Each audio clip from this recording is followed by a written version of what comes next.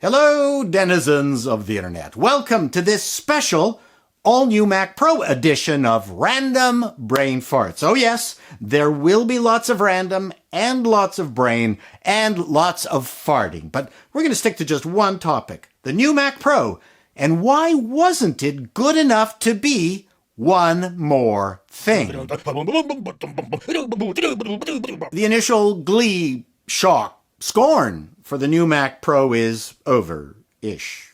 Everyone on the internet has weighed in on it, but I wanted to think about it a bit longer because there was more to this Mac Pro than just the fancy box, components, performance specs. Something was bugging me, and it wasn't the hardware or the monitor stand.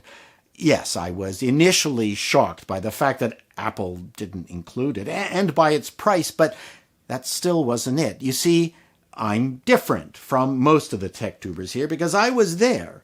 I was there at the start of the Mac. I even had what was ostensibly the very first Mac Pro, the Mac 2 from 1987. And between myself and my businesses, I've pretty much owned every top-of-the-line Mac over the years. Heck, my 1997 Power Mac with the Avid upgrade cost $60,000. I know expensive Macs, and I predicted back in February of 2018 that the new Mac Pro was not going to be a replacement for the cheese grater Mac we all knew and love. Roll the tape, Wancho! Number 15. So if you've been following my logic with the iMac Pro, then the only thing that makes sense for Apple is to bring out a super expensive desktop graphics mega workstation. They have experimented with expanding the price boundary with the expensive iMac Pro, and people haven't flinched. So the only logical place for them to go is a super duper expensive levitating Mac Pro that will be able to deflect asteroids from hitting planet Earth. Number 16. For those of you who are old enough, you might remember the Silicon Graphics MIPS box with iRix OS. I mean, it was a sensational, fast workstation for doing 3D work, and it was the darling of desktop 3D workstations. I think that's what Apple wants to do with the Mac Pro. It was an expensive computer, and Apple will make this one expensive too. So, how do you like that, kids? Look, I have argued that the real successor to the 2012 Mac Pro was the iMac Pro. Notwithstanding the iMac Pro's complete lack of upgradability, it's a damn fine productivity computer that would satisfy most Photoshop, Illustrator, maybe After Effects, Logic, Final Cut users, except for its lack of expandability and a penchant for thermal throttling. It's an otherwise pro computer. As I related in my video, the new Mac Pro is a new box designed for the next tier of computer users. So why wasn't it good enough for the one more thing treatment? And that is what has been gnawing at me. For those who don't know, it became a bit of a catchphrase for Steve Jobs. He used it for the introduction of something special after an Apple presentation seemed to have ended. Unfortunately for both Steve and Apple, it soon became a burden. Suddenly, Apple was under pressure to come up with a credible one more thing each year.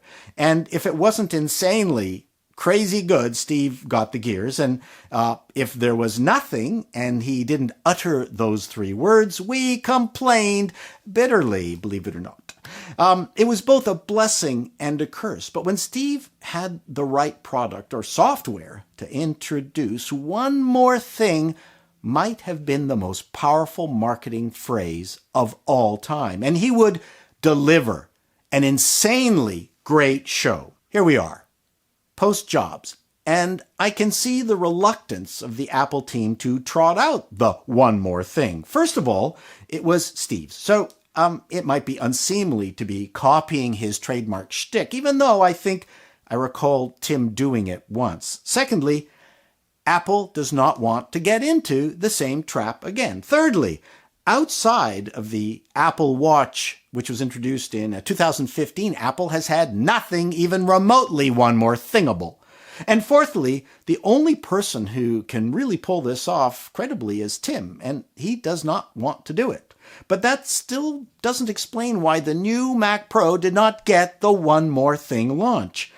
I am absolutely sure that the executive team argued about it. Who would have been for it? Craig Federighi? For sure. Tim Cook? I'd say no. He's fronted so many terrible Apple showcases of late. I don't think he wanted to do it just in case it fell flat. Phil Schiller?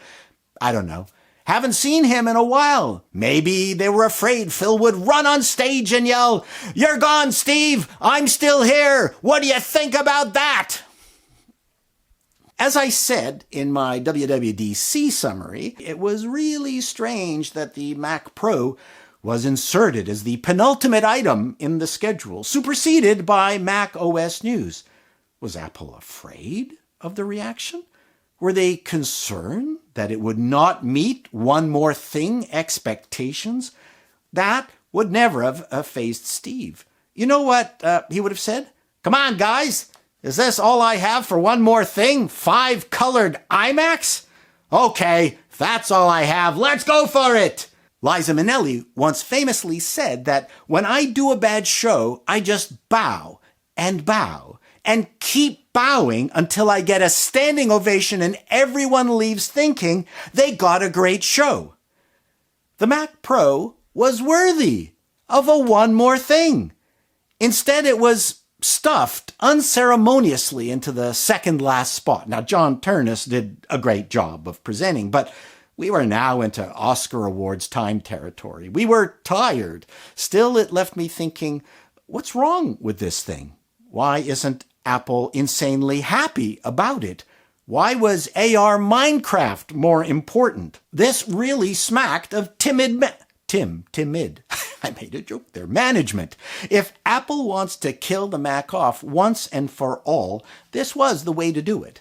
If I was giving marketing advice to Apple, I would have said, "Are you crazy? You're not going to do the One More Thing with this? Are you nuts?" Tim gave a perfunctory intro before handing it off to John. That was irresponsible. Sure, Steve would give others the demo crumbs, but he was the ringmaster. Tim needed to do more of the heavy lifting. It was symbolically important to have the CEO of Apple take on the bigger role here. Instead, he ran away. He could have framed the purpose of the Mac Pro. Sure, it was easy enough for us to infer from its design, construction, components, demos of 3 streams of 8K video running at the same time, but to have Tim say, "We're making this Mac Pro for a whole new audience where performance means everything," would have helped us make sense of it. And maybe the $1,000 stand would not be the embarrassing meme it is now. If you watched the presentation, John dove right into, "And here's the stainless steel frame that provides modularity and flexibility, blah, blah, blah, blah, blah, blah, blah." That was the top line item. No foreplay, no romance. Just take off your clothes, I'm going to bang you. Apple management just did not think this through. They have completely forgotten the show part of business. And let me briefly touch on the pricing thing. Of course, caveat emptor. But seriously, the Mac Pro only makes sense when it is fully tricked out. If you're thinking of even building a 12-core or 18-core version of, with 128 gig of RAM and a Radeon 7 card, you can build one cheaper yourself and slap Windows or Linux or, heaven forbid, Hackintosh it. Or just get the iMac Pro. It only really makes sense and becomes special and useful when you fully spec this baby out past what other computers can offer, like including Afterburner, 4 GPUs, and 1.5 terabytes of RAM. Could you imagine how much RAM would cost if you bought it all from Apple? Maybe we need a new currency. Thank you for upgrading your Mac Pro. That will be 33 monitor stands. The punchline is that Apple didn't even tell us what the wheels are going to cost. In summary, let everyone argue over the specs and the cost of this thing. I'm curious about how it represents as a litmus test for the health of Apple. And all I can say is that Clearly, the technical prowess of the company is there. The design people have to get their act together and stop making computers that thermal throttle, busted MacBook Pros. Weirdly, the new Mac Pro that has shockingly few useful ports, and if you want to have it on your desk, there are no ports on the front. I didn't see any filters. So someone has to slap the design team upside the head. And management, get some balls. Oh, and one more thing. A best of compilation of my Mac Pro watches will be coming soon. Thank you, denizens. If I get one of these things, it's going to have to last me into retirement. So long.